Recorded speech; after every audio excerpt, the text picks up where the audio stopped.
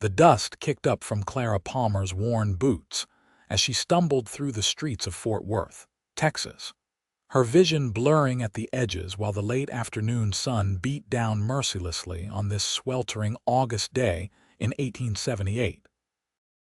She pressed one trembling hand against her hollow stomach, trying to will away the gnawing emptiness that had been her constant companion for the past 3 days. Ever since the last of her meager supplies had run out, and she had eaten nothing but a single bruised apple she had found discarded behind the bakery. Clara had arrived in Fort Worth 2 months ago with such hope burning in her chest, clutching her late mother's letter that promised her a position as a seamstress at Mrs. Henderson's dress shop, only to discover upon arrival that Mrs. Henderson had passed away from cholera the previous winter, and the shop had been sold to a man who had no use for seamstresses and had turned the building into a saloon instead. The money she had saved for the journey had been just enough to secure a tiny room above the hardware store for 1 month, and she had spent the weeks since then taking odd jobs wherever she could find them, washing clothes for the hotel, sweeping floors at the church, mending shirts for the general store owner in exchange for a few pennies. But the work had dried up this past week when 3 new families arrived in town, each with wives and daughters eager to take whatever jobs they could find, and Clara had found herself with nothing, her rent coming due in just 2 days, and her cupboard completely bare. Pride had kept her from begging, that stubborn Palmer pride that her mother had always said would be either her greatest strength or her downfall. And now, as she made her way toward Morrison's general store with the last 2 pennies to her name clutched in her sweaty palm, she was beginning to think it might indeed be the latter. The bell above the door jangled as she pushed her way inside, and the sudden shade brought a moment of relief from the oppressive heat outside, though it also made her head swim dangerously. She steadied herself against a barrel of flour, taking shallow breaths while her eyes adjusted to the dimmer light. "Can I help you, miss?" Mr. Morrison called from behind the counter, his voice neither kind nor unkind, simply the neutral tone of a businessman who had seen too many struggling souls pass through his doors to let himself get emotionally invested in any of them. "Just looking, thank you," Clara managed to say, though her voice came out thinner than she would have liked. She moved slowly through the aisles, her eyes taking in the abundance that surrounded her while her stomach cramped painfully. Jars of preserves lined the shelves, sacks of beans and rice stood stacked in neat rows, and the smell of fresh bread from the bakery next door wafted through the walls, making her mouth water and her knees weaken. She picked up a small tin of crackers, turning it over in her hands.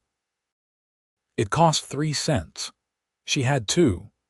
Setting it down carefully, she moved to the next shelf where cheaper items might be found. A small bag of stale bread pieces, sold as chicken feed but edible for humans in desperate times, cost 1 cent. She could buy 2 bags, which might keep her alive for another few days, long enough perhaps to find some work, any work at all. As she reached for the bags, a wave of dizziness swept over her so suddenly and completely that she had no time to brace herself. The world tilted sideways, the shelves blurring into streaks of brown and white, and she felt her legs give out beneath her just before everything went black. Vincent Porter had been examining a new saddle on the far side of the store when he heard the sound of something falling. He looked up just in time to see a young woman crumple to the floor like a rag doll, her bonnet coming loose and revealing a tumble of dark auburn hair. His long legs carried him across the store in a matter of seconds, and he dropped to one knee beside her, his weathered hands surprisingly gentle as he turned her onto her back. Up close, he could see how pale she was beneath the dust on her face, how hollow her cheeks appeared, how her dress hung loosely on what he suspected was normally a more robust frame. Her lips were cracked from dehydration, and when he lifted one of her hands, he noticed how thin her wrist was, how prominent the bones appeared beneath her skin. "Get some water," he barked at Mr. Morrison, who had hurried over with a concerned expression. The store owner rushed to comply, returning moments later with a dipper of cool water from the barrel he kept in the back. Vincent lifted the woman's head carefully, supporting it in the crook of his arm while he brought the dipper to her lips. "Come on now," he murmured, his deep voice soft with concern. "Just a little water, that's all you need."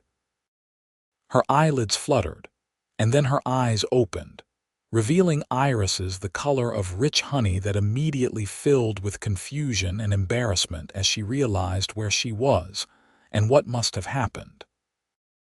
"I am so sorry," she whispered, trying to sit up, but Vincent kept a firm but gentle hand on her shoulder. "Easy there," he said. "You just fainted dead away. Drink some water first before you go trying to stand." Clara took a small sip, then another, the cool liquid feeling like heaven on her parched throat.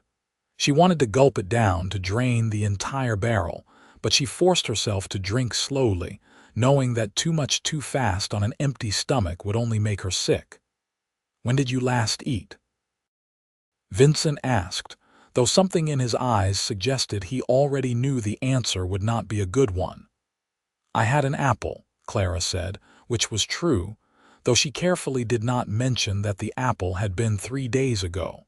Today. Vincent pressed, and when she did not answer, simply looked away with her cheeks flushing with shame, he got his confirmation. "Yesterday." Still she said nothing, and he felt something tighten in his chest, a mixture of anger at a world that could let a young woman starve, and a fierce protective instinct that surprised him with its intensity. "Mr. Morrison," Vincent said, standing up and fixing the store owner with a look that brooked no argument. "I need a basket." "Certainly, Mr. Porter," Morrison said, producing a good-sized wicker basket from beneath the counter. Vincent began moving through the store with purposeful strides, selecting items and placing them in the basket with the care of someone who knew exactly what a body needed to recover from hunger. First went a jar of beef broth, then a loaf of fresh bread, a tin of crackers, a wedge of cheese, a small bag of dried apples, a sack of rice, another of beans, some salted pork, a dozen eggs carefully wrapped in brown paper, a tin of peaches, some coffee, sugar, salt, a jar of honey, and a bottle of fresh milk that he had Morrison wrap in a damp cloth to keep cool. "Sir, I cannot," Clara protested weakly from the floor, where she had managed to prop herself up against a barrel but still did not trust her legs to hold her. "I only have 2 pennies. Did I ask you for money?" Vincent replied, not looking at her as he added a bar of soap and a new pair of work gloves to the basket. He had noticed her hands when he helped her, noticed the way they were raw and chapped from hard labor, the nails broken and the skin cracked. "But I cannot accept charity," Clara said, her voice gaining strength even as tears threatened at the corners of her eyes. "I have always worked for what I have." Vincent finally turned to look at her, really look at her, and what he saw made his heart ache in ways he had not felt in years. She was young, probably no more than 22 or 23, with delicate features that spoke of better times and that stubborn tilt to her chin that told him she had spirit, despite her current circumstances. Her dress, though worn and faded, was clean and had been mended with careful stitches, the work of someone who took pride in her appearance even when she had nothing.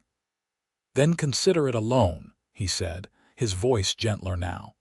"You can pay me back when you are able. But right now you need food and I have the means to provide it, so that is what I am going to do." He walked over to where she sat and extended his hand. "My name is Vincent Porter. I own a ranch about 5 miles outside of town, and you are—" "Clara Palmer," she said softly, placing her thin hand in his much larger one and allowing him to help her to her feet. She swayed slightly, and his other hand immediately came to her waist to steady her. "Well, Miss Palmer, I am going to walk you home now, and you are going to eat something the moment you get there, understood?" The ride back to town had been long and dusty for Vincent, who had come in to purchase supplies for his ranch and had not expected to find himself playing guardian angel to a starving seamstress. He had lost his wife Margaret 3 years ago to pneumonia, and in the years since, he had thrown himself into his work, expanding his cattle operation and keeping his head down, avoiding the well-meaning attempts of various townswomen to set him up with their daughters or sisters or nieces. At 31 years old, he had convinced himself that he had already had his chance at love and lost it, that the rest of his life would be devoted to building something that would last, a legacy even if he had no children to pass it on to. But something about Clara Palmer had struck a chord deep within him, something beyond mere pity or Christian duty. Perhaps it was the way she held on to her dignity even as she lay fainting from hunger, or the way her eyes had flashed with pride when she insisted she could not accept charity. Whatever it was, Vincent found himself wanting to know more about her, wanting to help her, wanting to see her smile. Clara led him through the dusty streets to a narrow wooden staircase that ran up the outside of the hardware store, and Vincent followed her up with the heavy basket balanced easily in one arm. Her room, when she unlocked the door with a key she pulled from her pocket, was tiny but scrupulously clean.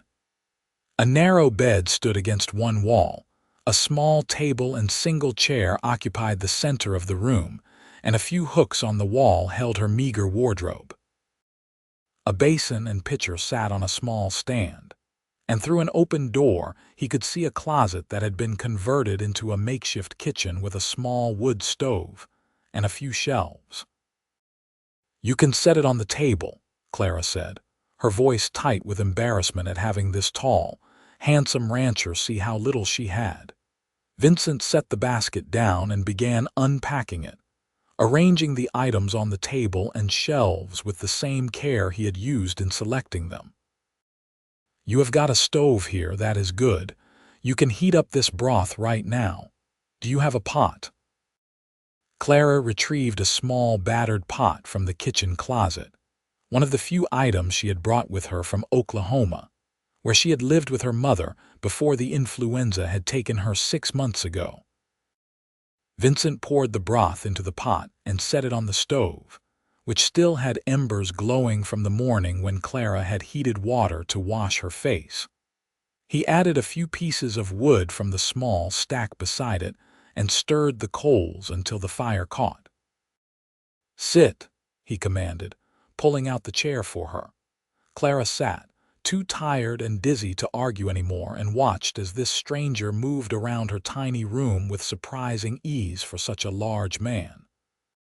He was tall, well over 6 feet, with broad shoulders and the lean, muscled build of someone who spent his days doing hard physical labor. His face was tanned and weathered from years in the sun, with lines around his eyes that suggested he smiled often, though he was not smiling now. His hair was dark brown, slightly too long and curling at his collar, and his eyes were a startling shade of blue-green that reminded her of the creek behind her childhood home in early spring. When the broth was hot, he ladled some into a chipped bowl he found on her shelf and set it in front of her along with a spoon. "Slowly," he warned. "Your stomach has been empty too long. Too much too fast will make you sick." Clara wrapped her hands around the warm bowl, feeling the heat seep into her cold fingers, and brought a spoonful to her lips. The rich, salty flavor exploded across her tongue, and she had to resist the urge to sob at how good it tasted, how her body seemed to wake up and sing at finally receiving nourishment. She ate slowly, as instructed, taking small spoonfuls and pausing between each one, while Vincent cut several slices from the loaf of bread and set them beside her bowl. "Thank you," she whispered, not trusting herself to say more without breaking down completely. Vincent pulled the only other seat in the room, a small wooden crate, over to the table and sat down across from her. "How long have you been in Fort Worth?" "2 months," Clara said, dipping a piece of bread into the broth and taking a small bite. "I came from Tulsa. My mother passed away in February and she had a friend here, Mrs. Henderson, who owned a dress shop. She had written to offer me a position, but when I arrived, I learned that she had died the previous winter." "And you have been struggling to find work since then?" Clara nodded. "I had some savings, enough for a month's rent and a little food. I found some work here and there, but not enough to keep up with expenses. This past week has been particularly difficult." "What kind of work can you do?" Vincent asked, his mind already turning over possibilities. "I am a seamstress by trade," Clara said, a touch of pride entering her voice. "My mother taught me. I can make dresses, mend clothes, do embroidery work. I can also cook and clean, keep house, tend a garden. I can read and write and do sums. Before my mother took ill, I helped her run her boarding house, so I know how to manage accounts and deal with suppliers." Vincent listened to this recitation with growing interest. "My housekeeper quit last month to move to Dallas with her daughter. I have been making do on my own, but the house is suffering for it, I will admit. I can cook well enough to keep myself alive, but cleaning and mending have fallen by the wayside, and the garden has gone completely to weeds." He paused, watching her carefully.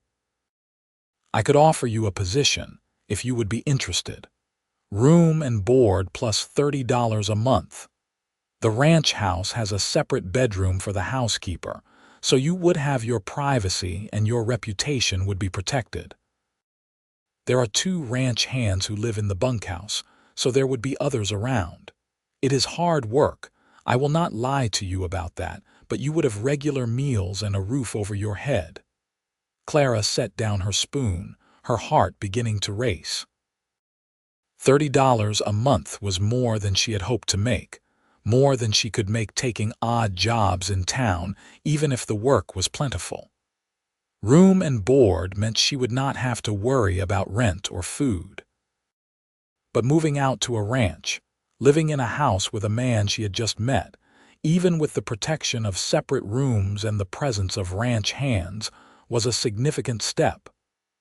"I would need a reference from you," she said slowly. "Something in writing that I could show to people if asked, to prove that my employment is legitimate."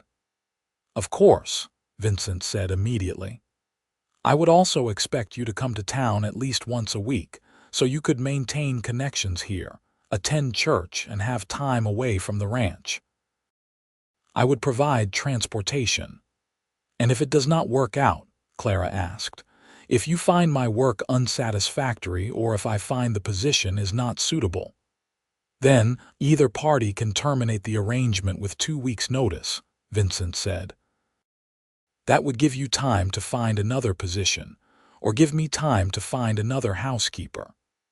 Clara looked down at her bowl of broth, at the food laid out on her table, at this unexpected lifeline that had been thrown to her just when she had been at her lowest point. Every practical bone in her body was telling her to accept, that this was an answer to prayers she had been too proud to voice.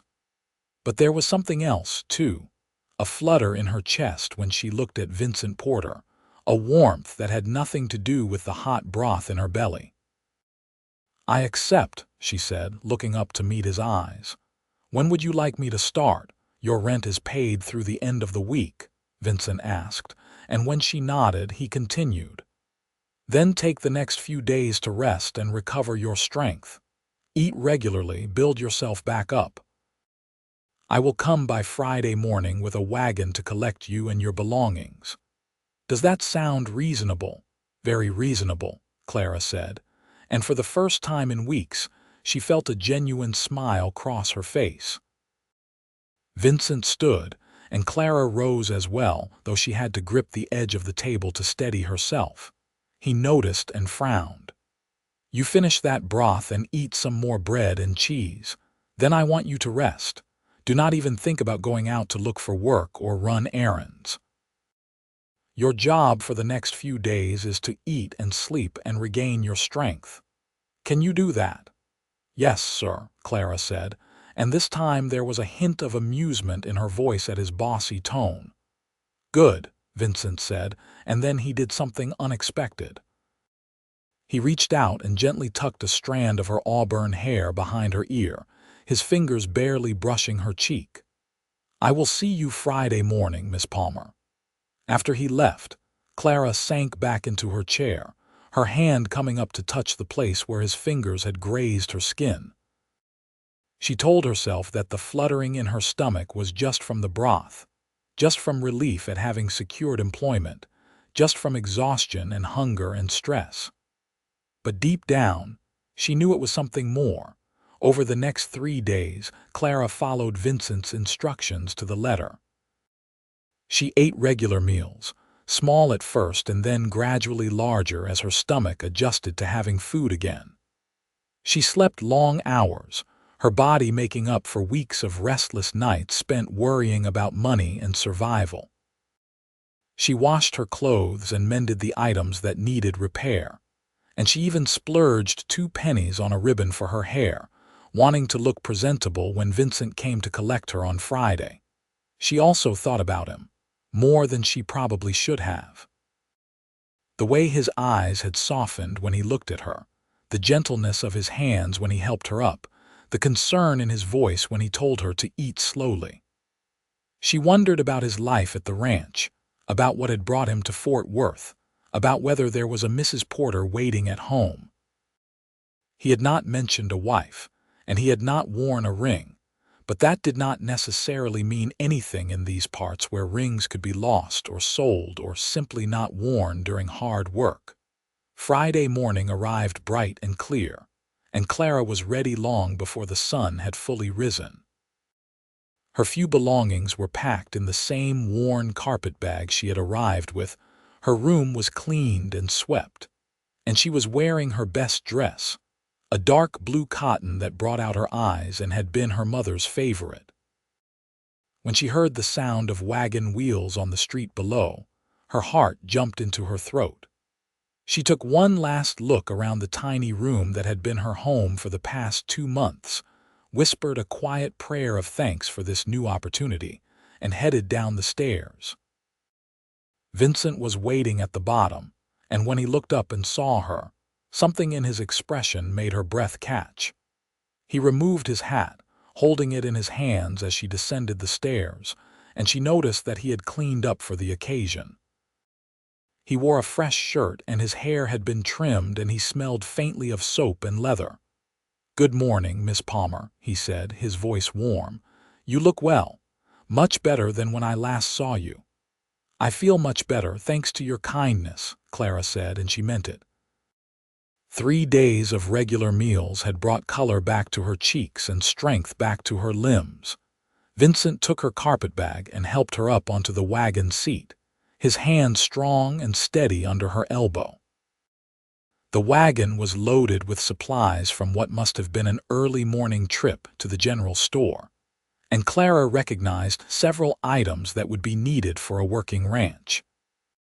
As they left Fort Worth behind, the buildings giving way to open prairie dotted with mesquite and live oak trees, Clara felt a strange mixture of nervousness and excitement building in her chest.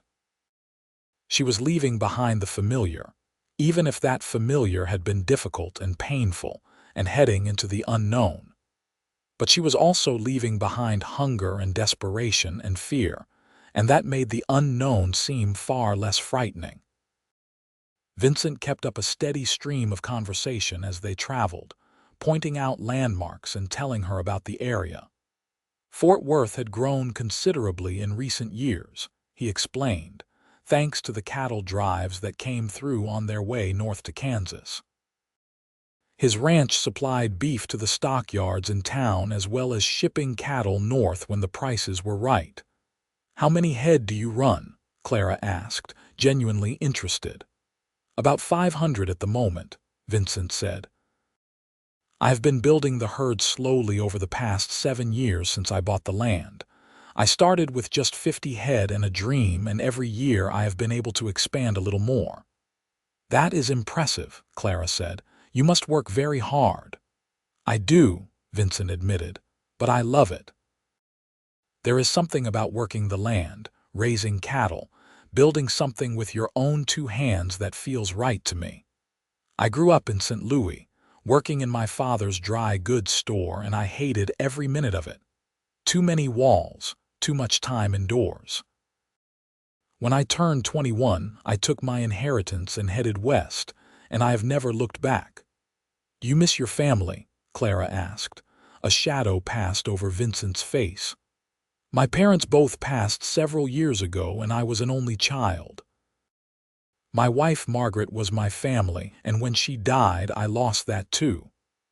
I am so sorry, Clara said softly. I did not mean to bring up painful memories. It is all right, Vincent said, though his hands tightened slightly on the reins. It has been 3 years now. The pain has dulled, though I suspect I will always miss her. We had only been married 2 years when she took ill. Pneumonia took her in less than a week. They rode in silence for a while, both lost in thoughts of loved ones lost, until the ranch came into view. It was larger than Clara had expected, with a well-built 2-story house painted white with green shutters, a big red barn, several outbuildings and corrals that held horses and cattle.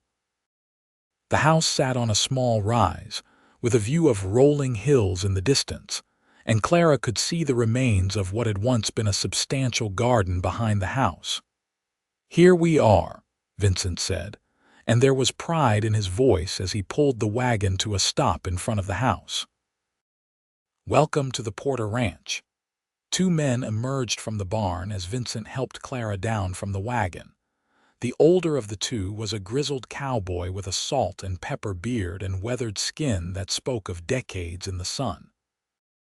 The younger was probably in his early 20s, tall and lanky with sandy hair and an easy smile. "Miss Palmer, these are my ranch hands. This is Samuel Jenkins," Vincent said, gesturing to the older man. "He has been with me since the beginning.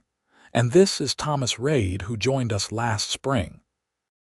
"Pleased to meet you, madam," Samuel said, tipping his hat. "Welcome to the ranch," Thomas added with a friendly grin. Clara smiled at both of them, feeling some of her nervousness ease at their welcoming demeanor. "Thank you. I look forward to working with all of you." Vincent carried her bag into the house, and Clara followed, her eyes taking in everything with interest. The main room was large and open, with a stone fireplace on one wall and windows that let in plenty of light. The furniture was simple but well made, though she could see the dust and disorder that came from months without a woman's touch. Newspapers were stacked haphazardly on a table, boots were kicked off by the door, and cobwebs decorated the corners of the ceiling. "I know it is a mess," Vincent said apologetically. "I have been focusing on keeping the ranch running and letting the house go. It has good bones," Clara said diplomatically. "It just needs some attention." He showed her through the rest of the house. The kitchen was large with a good stove and plenty of counter space, though the shelves needed organizing and the floor needed scrubbing. Upstairs were 3 bedrooms. Vincent's room was at one end of the hall, neat enough though his bed was unmade and clothes were draped over a chair. The middle room had clearly belonged to his late wife, and Vincent merely pointed to it without opening the door. The 3rd room, at the opposite end of the hall from his own, would be Clara's. It was a pleasant room with 2 windows that looked out over the garden and the hills beyond. The bed was a proper size with a good mattress and a quilt that looked handmade. There was a dresser, a wardrobe, a washstand, and even a small desk and chair by one window. "This was meant to be a nursery," Vincent said quietly. But we never got that far. I hope it will suit you." "It is lovely," Clara said honestly. "Much nicer than my room in town." Vincent set her bag on the bed. "Take some time to settle in and freshen up. I will be downstairs when you are ready and I can show you around the rest of the property." After he left, Clara sat on the edge of the bed and looked around her new room. It was strange to think that just a week ago she had been fainting from hunger in Morrison's general store, and now she was living in a comfortable ranch house with regular employment and the promise of a fresh start. She unpacked her meager belongings, hanging her few dresses in the wardrobe and placing her mother's Bible and a small daguerreotype of her parents on the desk.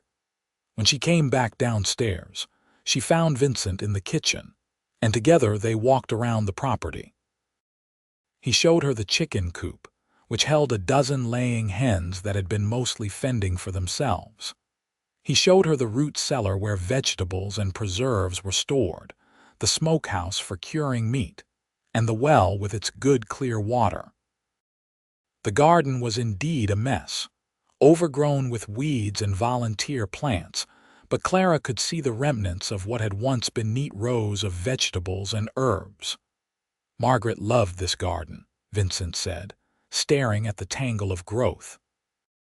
"She spent hours out here every day, and we always had fresh vegetables and herbs. After she died, I just could not bring myself to tend it. It felt like losing her all over again." Clara looked up at him and saw the pain still etched in his features. On impulse, she reached out and touched his arm gently. "I will take care of it," she said. "I will bring it back to life if you will let me." Vincent looked down at her hand on his arm and then his eyes met hers. "I would like that," he said softly. That evening, Clara cooked her first meal for the household. She made a simple but hearty dinner of fried chicken, biscuits, gravy, and green beans from the stores in the cellar. And when Vincent, Samuel, and Thomas sat down at the table, she saw the appreciation in their eyes. "This is wonderful, Miss Palmer," Thomas said enthusiastically. "We have been eating Vincent's cooking for weeks, and no offense, boss, but you cannot cook worth a damn." Vincent laughed, the sound surprising Clara with its richness. "None taken. I know my limitations in the kitchen." As they ate, Clara learned more about the ranch operation.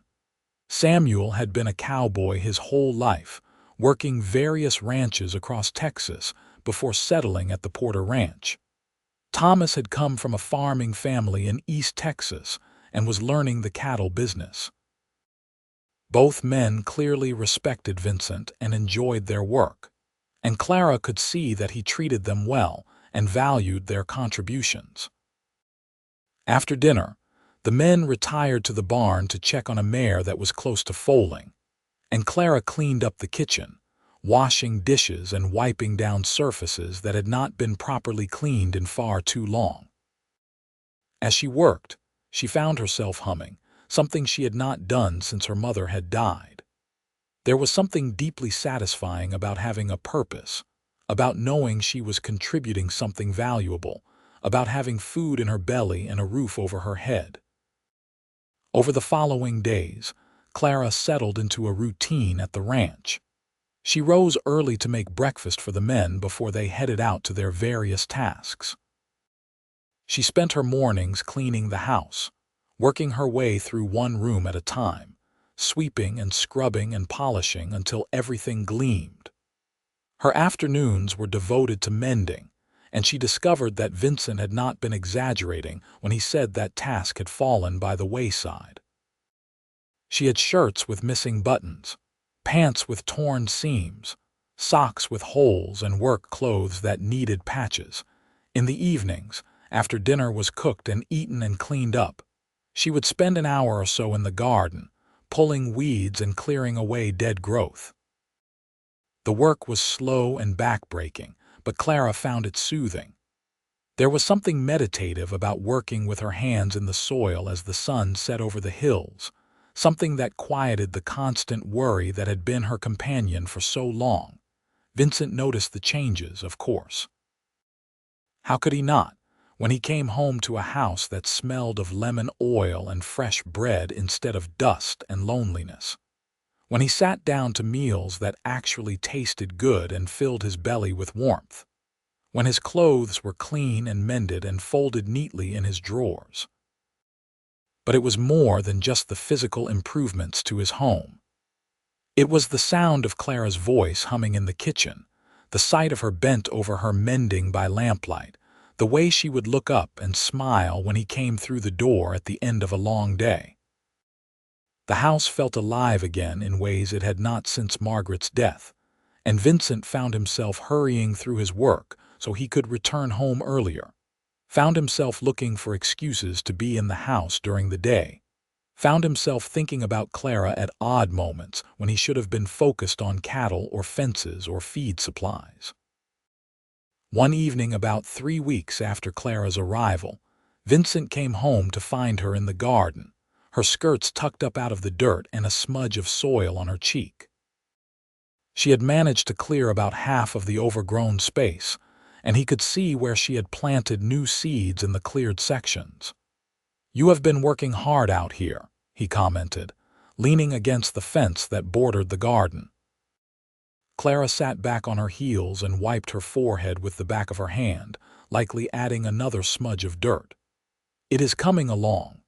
I found some seed packets in the cellar, still good, and I have been planting what I can. In a few weeks, we should have lettuce and radishes. The carrots and beans will take longer." "You did not have to do this," Vincent said. "The garden was not part of your job." "I wanted to," Clara said simply. "Besides, it seems wasteful to let good land go unused when we could be growing food." Vincent opened the gate and walked into the garden, his boots carefully avoiding the newly planted rows. He held out his hand to help Clara to her feet, and when she placed her dirt-covered hand in his, he felt that now familiar warmth spread through his chest. "You have dirt on your face," he said, and without thinking, he reached up and gently wiped the smudge from her cheek with his thumb. The gesture was intimate, more intimate than anything that had passed between them before, and they both froze, suddenly aware of how close they were standing, of how his hand still cupped her face, of how her eyes had gone wide and dark. Vincent dropped his hand and stepped back, clearing his throat. "I should let you finish up out here. Dinner will be ready soon." "Yes," Clara said, her voice a little breathless. "Beef stew and cornbread."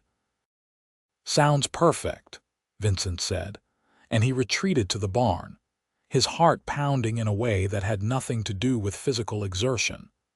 That night, lying in his bed, Vincent stared at the ceiling and forced himself to confront what he had been avoiding for weeks.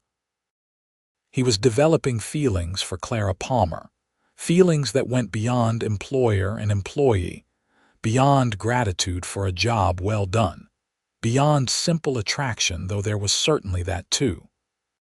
He enjoyed her company, looked forward to their conversations over dinner, admired her strength and resilience and the quiet grace with which she approached every task. But was it fair to her to develop these feelings? She was in his employ, dependent on him for her livelihood and her home. If he expressed his interest and she did not return it, she would be put in an impossible position. And even if she did return his feelings, there was Margaret's memory to consider.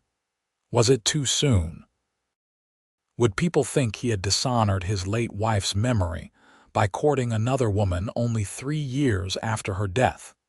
Vincent had no answers to these questions, so he did what he always did when faced with uncertainty. He threw himself into his work, spending longer hours out on the range, taking on projects that he had been putting off, anything to avoid being in the house too much where the temptation to seek out Clara's company would be strongest. Clara noticed the change, of course. Noticed how Vincent suddenly seemed to be avoiding her, how he would grab his breakfast and head out before the sun was fully up, how he would come in for dinner and eat quickly before retreating to his room or the barn. She told herself that she had no right to feel hurt, that he was her employer and nothing more, that the moment in the garden had been nothing but a kind gesture between friends. But she could not quite convince her heart of that, especially late at night when she would lie in her bed and remember the feeling of his hand on her face, the way his eyes had darkened when they stood so close together, the warmth of his presence beside her in the garden. Sunday morning arrived, and true to his word, Vincent prepared the wagon to take Clara into town for church services. She dressed in her best dress, the dark blue one she had worn when she first came to the ranch, and pinned her hair up carefully under her bonnet. When she came downstairs, she found Vincent waiting in clothes she had not seen him wear before, dark trousers and a white shirt with a vest, his hair neatly combed and his boots polished. The ride into town was quiet, both of them seeming unsure of what to say after the awkwardness of the past few days. But when they arrived at the small church on the edge of Fort Worth, Vincent helped her down from the wagon with his usual courtesy, and they walked into the building together.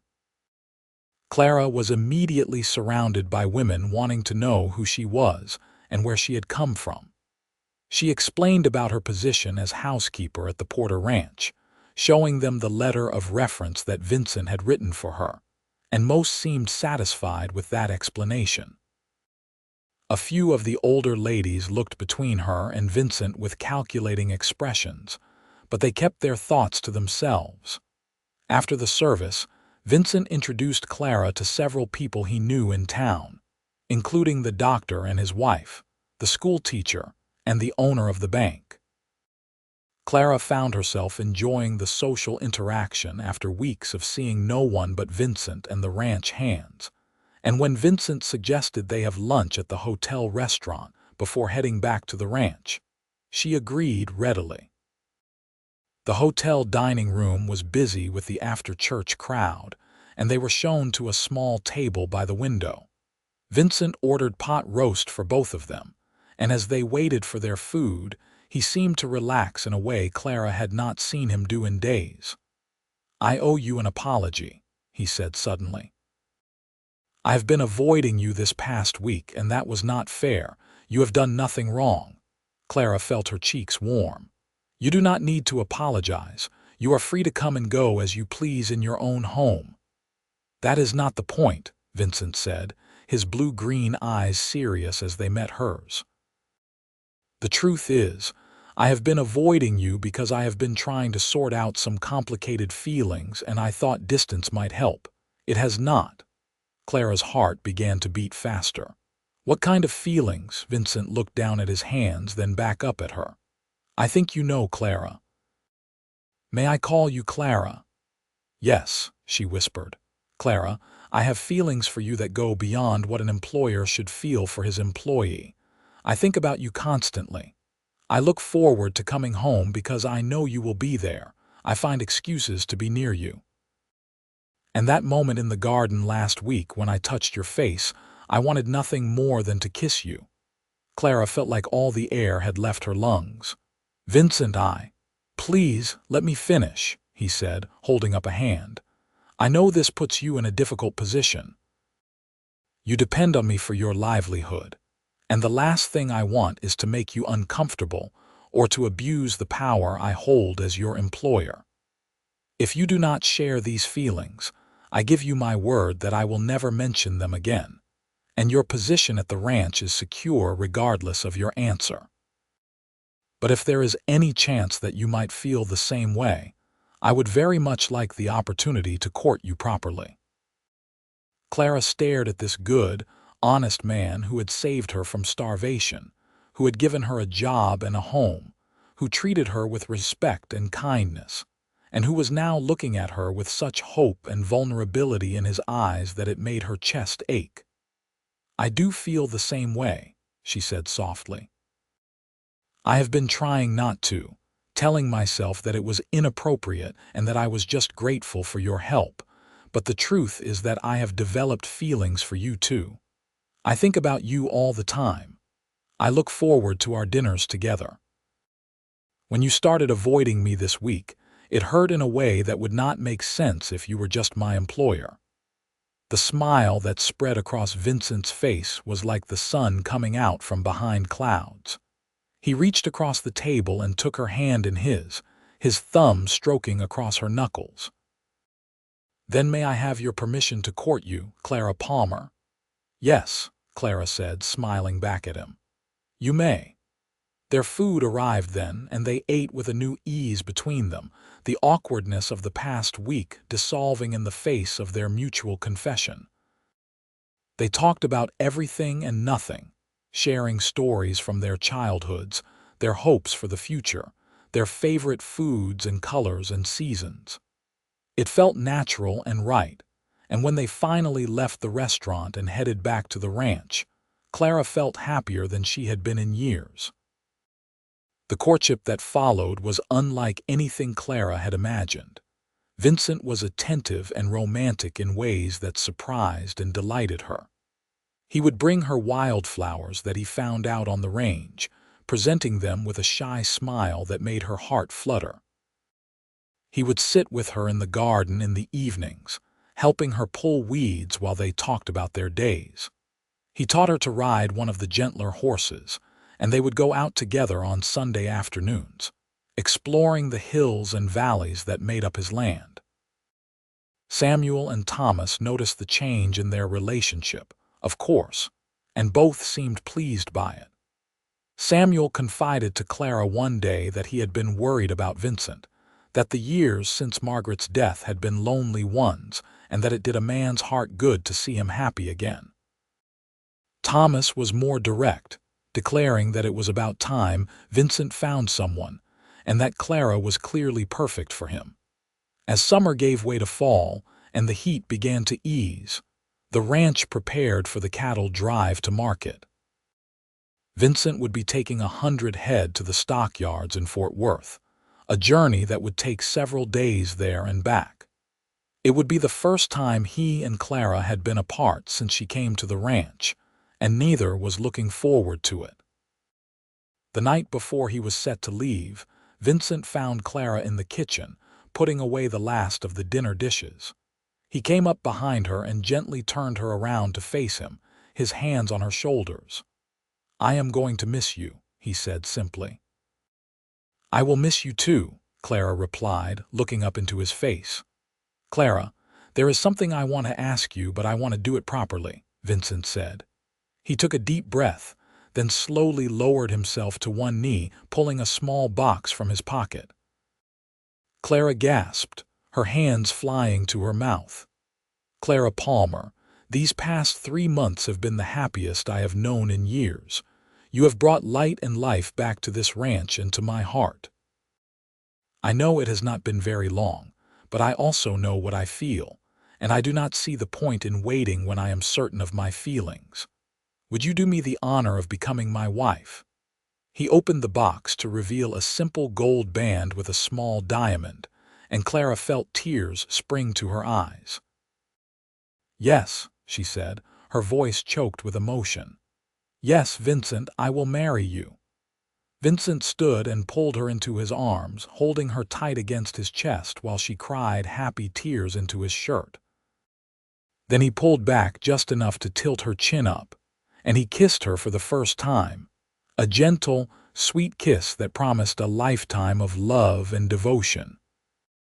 The cattle drive went smoothly, and Vincent returned 4 days later with money in his pocket and even more eagerness to move forward with their wedding plans. They decided to marry in early December, giving Clara time to make herself a proper wedding dress and to plan a small celebration. Clara wrote to several women she had known in Tulsa, sharing the news of her engagement, and she received warm congratulations in return. She also made friends with some of the women from church, and several offered to help with the wedding preparations. The dress she made for herself was beautiful in its simplicity, cream-colored muslin with delicate embroidery on the bodice that she worked on in the evenings by lamplight. She sewed it with love and care, each stitch a prayer of thanksgiving for the second chance she had been given at happiness. Vincent spent those weeks in a state of barely contained excitement. He made improvements to the house, adding shelves in the kitchen that Clara had mentioned wanting and fixing the loose board on the porch step. He bought new bedding for what would become their shared bedroom, and he tenderly packed away Margaret's belongings, keeping a few special items but making space for his new life with Clara. December arrived with cooler weather and clear blue skies. The wedding was set for the second Sunday of the month, and the morning dawned crisp and beautiful. Clara dressed in her new gown with the help of Mrs. Dawson, the doctor's wife who had become a good friend over the past few months. Her hair was arranged in soft curls with a few sprigs of rosemary tucked in, and she carried a small bouquet of winter flowers that Vincent had somehow managed to procure. The ceremony was held in the church where they had first attended services together, and it was attended by most of the town, curious to see the rancher and his former housekeeper married. Vincent stood at the front of the church in his best suit, and when Clara walked down the aisle toward him, the look on his face told her everything she needed to know about his love for her. They spoke their vows in clear, strong voices, promising to love and honor each other for the rest of their lives. When the preacher pronounced them man and wife and Vincent kissed her, Clara felt like her heart might burst from happiness. The reception was held at the ranch, with tables set up outside and food contributed by their friends and neighbors. There was music and dancing, and Clara danced with Vincent, with Samuel, with Thomas, with Dr. Dawson and several other men from town. But it was Vincent she came back to again and again, Vincent whose arms she wanted around her, Vincent whose smile made her dizzy with joy. As the sun began to set, and their guests started to depart, Clara and Vincent stood together on the porch, waving goodbye and accepting final congratulations. When the last wagon had disappeared down the road and Samuel and Thomas had retreated to the bunkhouse with knowing grins, Vincent swept Clara up into his arms and carried her across the threshold of their home. Their wedding night was tender and sweet, a joining not just of bodies but of hearts and souls. Vincent was patient and gentle, guiding Clara through her first experience with a care that made her love him even more. And afterward, as they lay tangled together in the big bed, Clara marveled at how her life had changed in such a short time, from fainting with hunger in a general store to lying in the arms of a man who loved her, safe and warm and cherished. The winter passed in a haze of happiness. Clara thrived in her new role as Vincent's wife, managing the household with skill and adding her own touches to make the ranch house truly feel like home. She made curtains for all the windows, braided rugs for the floors, and started planning an expanded garden for the spring. Vincent, for his part, could not quite believe his good fortune. He had thought his chance at love had died with Margaret, but Clara had shown him that the heart was capable of loving again, that there was room for new happiness without diminishing the memory of old joys. He was attentive and affectionate, never missing an opportunity to tell Clara he loved her, to steal a kiss in the kitchen, to hold her close when they sat together in the evenings. In February, Clara began to suspect that she might be pregnant. She waited another few weeks to be certain before telling Vincent, and when she finally shared the news one evening over dinner, his reaction was everything she could have hoped for. He jumped up from the table, whooped with joy, and spun her around in his arms, laughing and kissing her and declaring that he was the happiest man in Texas. The pregnancy progressed smoothly, though Clara experienced some sickness in the early months. Vincent was solicitous to the point of being overbearing, constantly asking if she felt well, if she needed anything, if she should be resting. Clara bore his fussing with good humor, knowing it came from love and concern. As spring arrived and Clara's belly began to swell with new life, She also began planting the expanded garden she had planned. Vincent helped her prepare the beds, turning over the soil and building raised frames for some of the plants. They worked side by side in the warm spring sunshine, and Clara felt a deep contentment settle over her. This was what she had always wanted, she realized. Not wealth or adventure or grand romance, but this simple, solid happiness. A good man who loved her, a home to care for, a child on the way, and work that gave her purpose and satisfaction. The baby was born in late September, a week earlier than expected but healthy and strong. Clara labored for most of a day, attended by Mrs. Dawson, who had some experience as a midwife, while Vincent paced holes in the floor downstairs. When he finally heard the sound of a baby crying, he took the stairs 2 at a time and burst into the room, his face pale with worry. "A boy," Clara said weakly from the bed, her hair plastered to her forehead with sweat but her face radiant with joy. "We have a son." Vincent approached the bed slowly, almost reverently, and looked down at the tiny bundle in Clara's arms. The baby had a shock of dark hair and was waving small fists in the air, his face red from crying. Vincent reached out one finger and the baby immediately grasped it with surprising strength. "Hello there, little one," Vincent whispered, his voice thick with emotion. "I am your papa."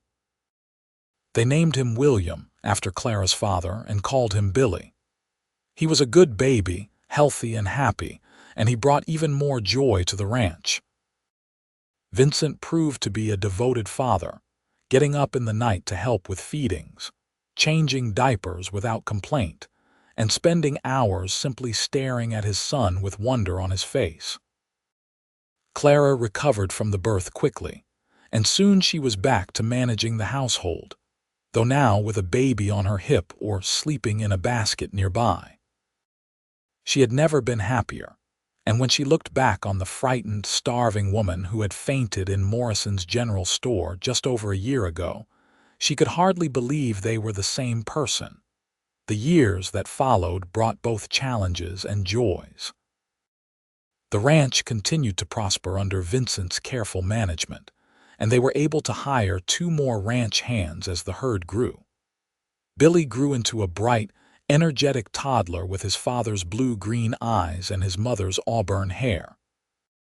He loved following Vincent around the ranch, trying to copy everything his father did, and Vincent was endlessly patient with him, teaching him about horses and cattle and the land.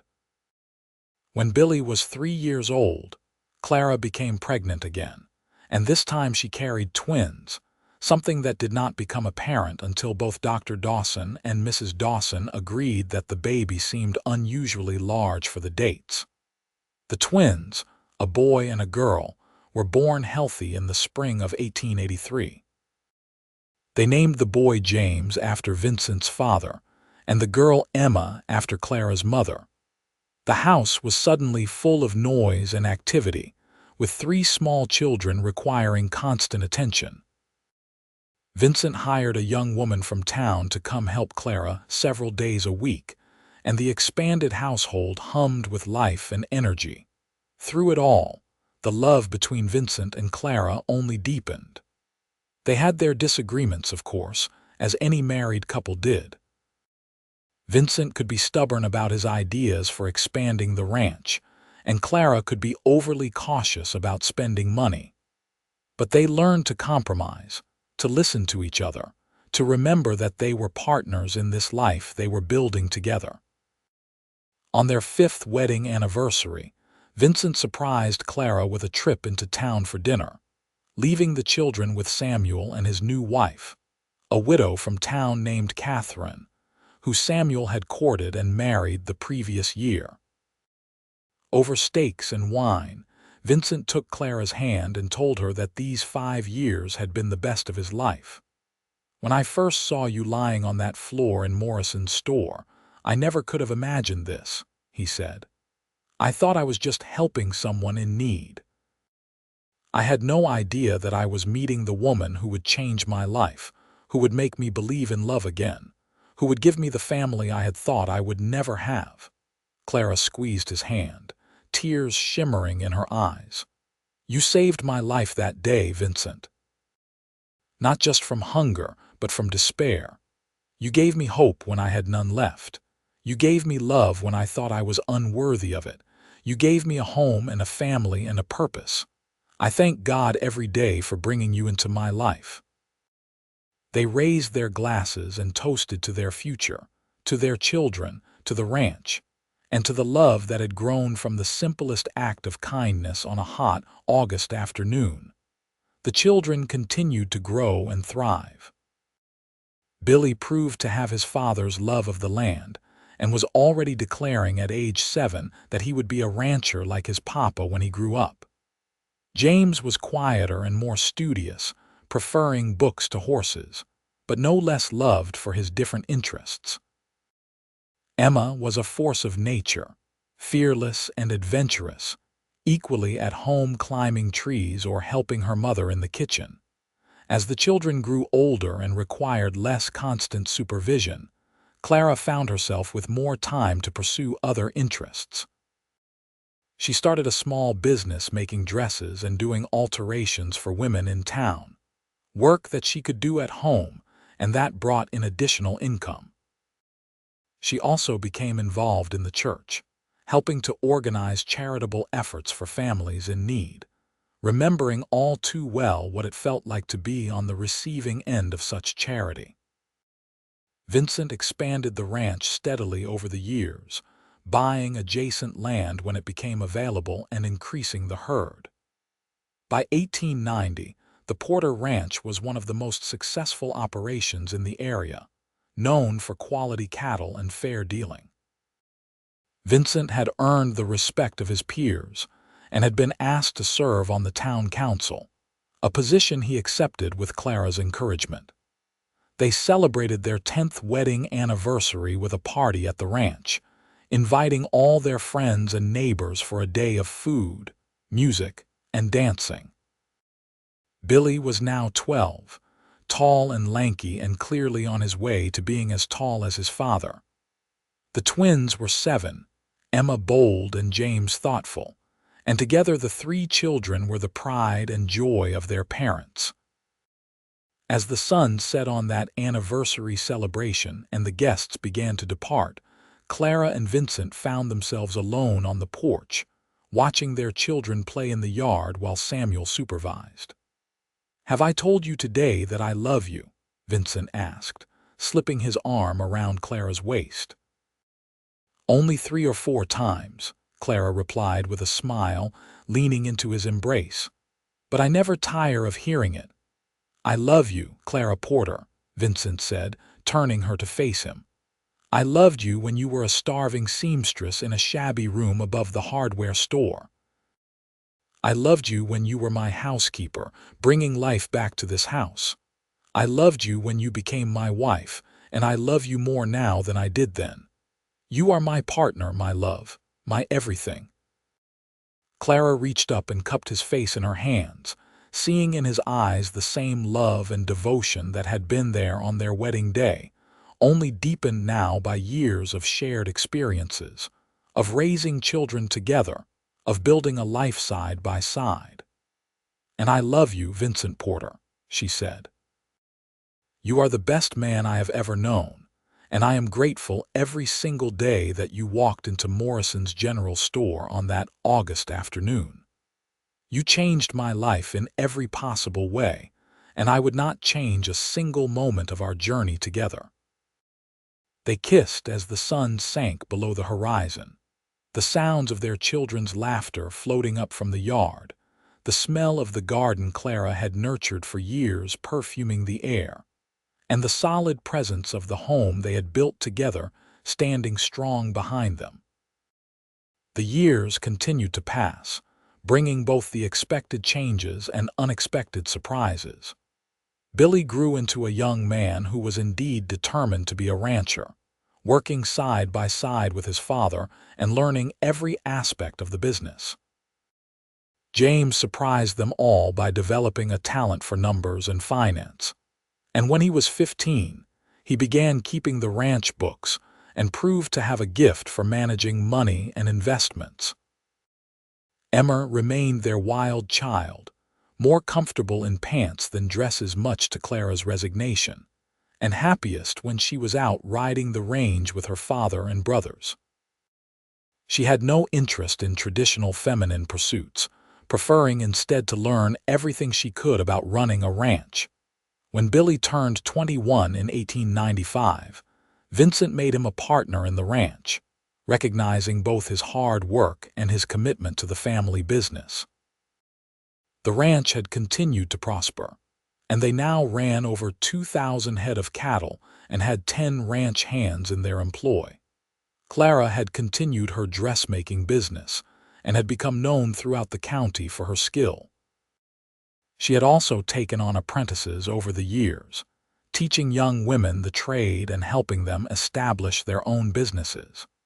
It was her way of paying forward the help she had received, of making sure that other women had the skills they needed to support themselves.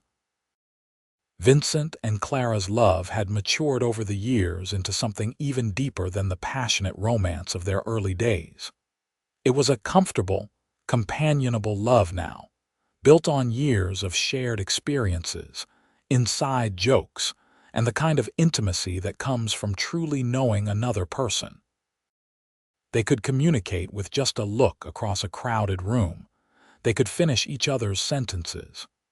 They moved through their days in sync, a partnership so seamless that neither could imagine life without the other. In 1898, Billy fell in love with a young woman named Sarah Mitchell, the daughter of a neighboring rancher, and the courtship and subsequent wedding brought great joy to the family. Clara watched her son pledge his love to his bride, and she caught Vincent's eye during the ceremony, sharing a smile as they both remembered their own wedding day nearly 14 years earlier.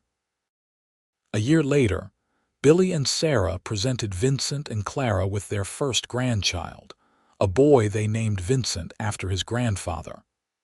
Clara held the tiny baby and felt her heart expand in ways she had not known were possible.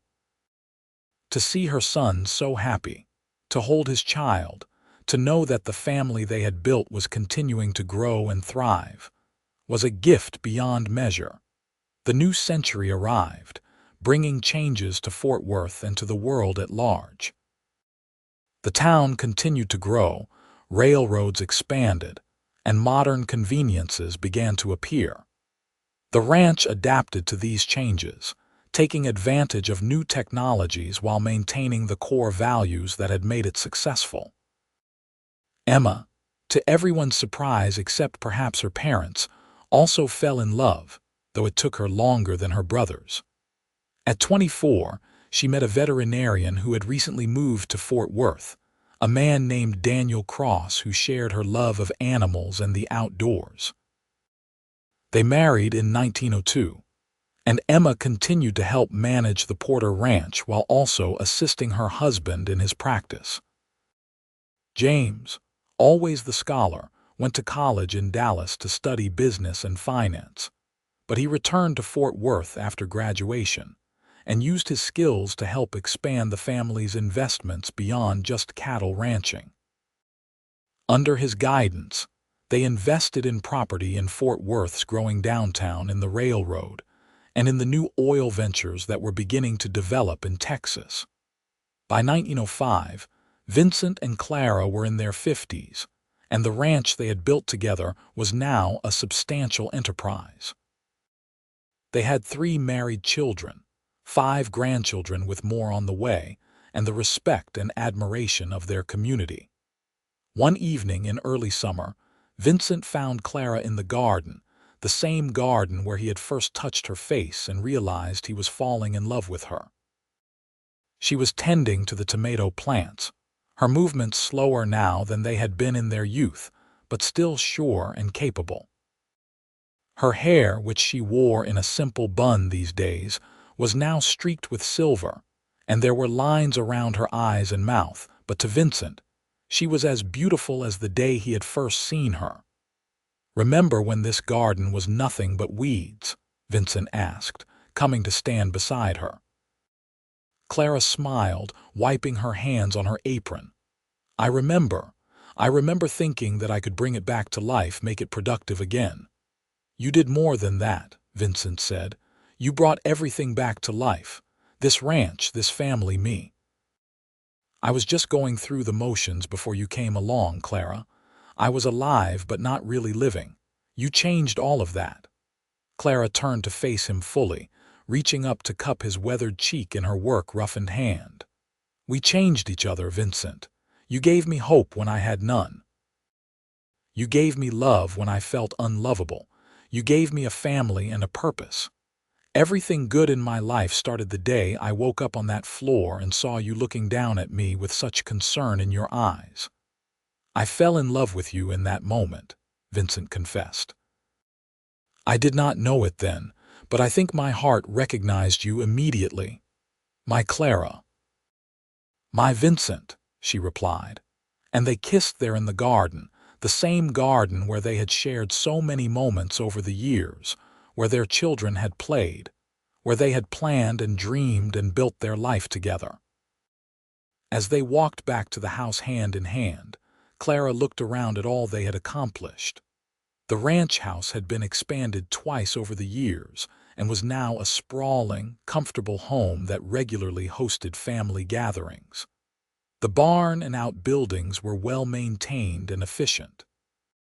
The land rolled out in all directions, green and productive and beautiful.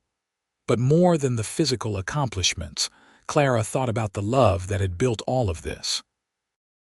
The love between her and Vincent that had started with a simple act of kindness and had grown into something powerful and enduring. The love they had poured into raising their children. The love that now extended to grandchildren and would one day extend to great-grandchildren. She thought about the frightened, hungry young woman she had been that August day in 1878, so desperate and alone, and she sent a silent prayer of thanks to whatever divine providence had led her to Morrison's General Store at the exact moment that Vincent Porter was there. One act of kindness had changed both of their lives forever, had created a love story that had spanned decades and would continue to ripple forward through the generations they had created together. It was proof, Clara thought, that even in the darkest moments hope could be found. That love could bloom in the most unexpected places. That second chances were real and beautiful and worth fighting for. The years continued to march forward, bringing the joys and sorrows that are part of any long life. They lost Samuel to a heart attack in 1907, mourning the loss of a dear friend and valued employee. They celebrated as their grandchildren grew and more were added to the family. They watched as Fort Worth transformed from a rough cattle town into a modern city. Through it all, Vincent and Clara remained devoted to each other, their love the constant foundation upon which everything else was built. They developed the comfortable routines of a long marriage, morning coffee on the porch, evening walks around the property, and Sunday dinners with whatever children and grandchildren could attend.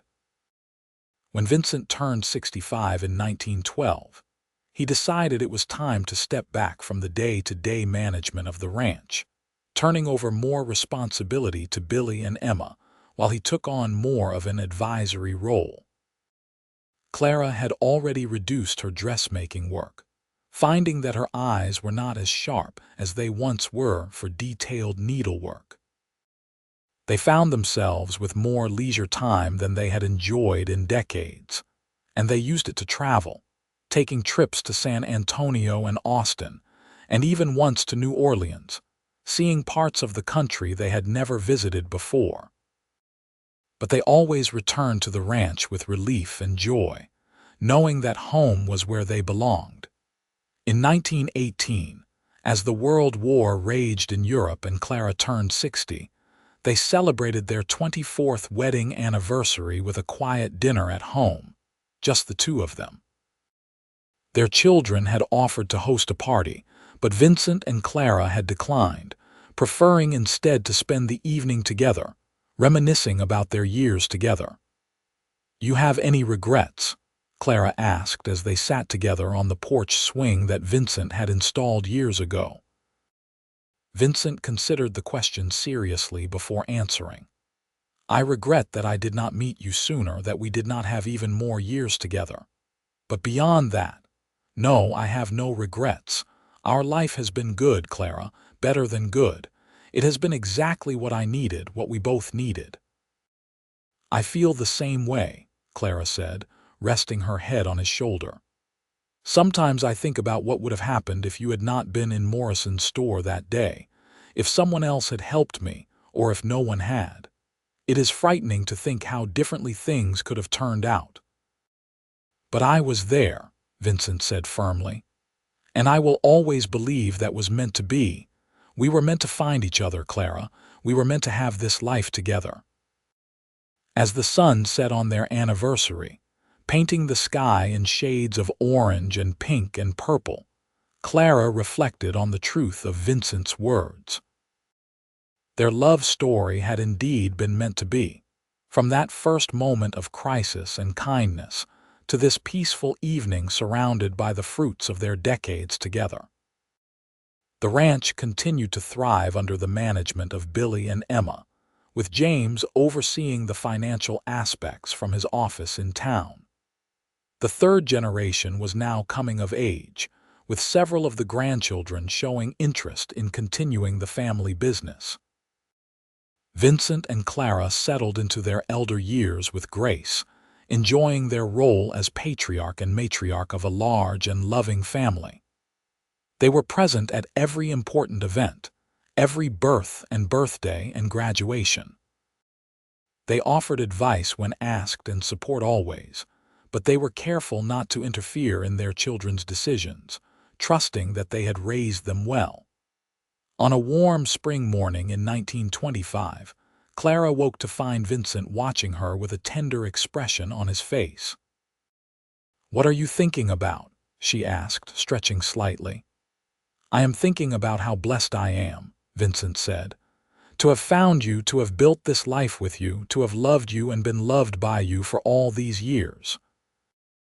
I am thinking that if I died tomorrow, I would die a happy man, knowing that I got to spend my life with you." "Do not talk about dying," Clara scolded gently. "We have many years left together yet." And they did have more years, though they both knew that their time was growing shorter. Vincent's health began to decline slightly. Nothing serious, but enough to remind them both that they were no longer young. Clara developed arthritis that made her hands ache, especially in cold weather, but they adapted, as they had always adapted to the challenges life presented. They moved their bedroom downstairs, when climbing the stairs became difficult for Vincent. They hired help for the heavier household tasks. They accepted gracefully the assistance that their children and grandchildren were eager to provide. Through it all, they remained devoted to each other, their love undimmed by the passing years. They still held hands when they sat together. They still exchanged kisses, hello and goodbye. They still told each other "I love you" multiple times a day, never taking for granted the gift of the love they shared. On their 35th wedding anniversary in 1929, the family threw them a grand party at the ranch. Children, grandchildren, and great-grandchildren gathered to celebrate the couple who had built this family from nothing but love and determination. There were speeches and toasts, laughter and tears, and through it all, Vincent and Clara sat together, holding hands and smiling at the evidence of their love made manifest in the faces surrounding them. As the party wound down and the guests began to depart, Billy stood up to make one final toast.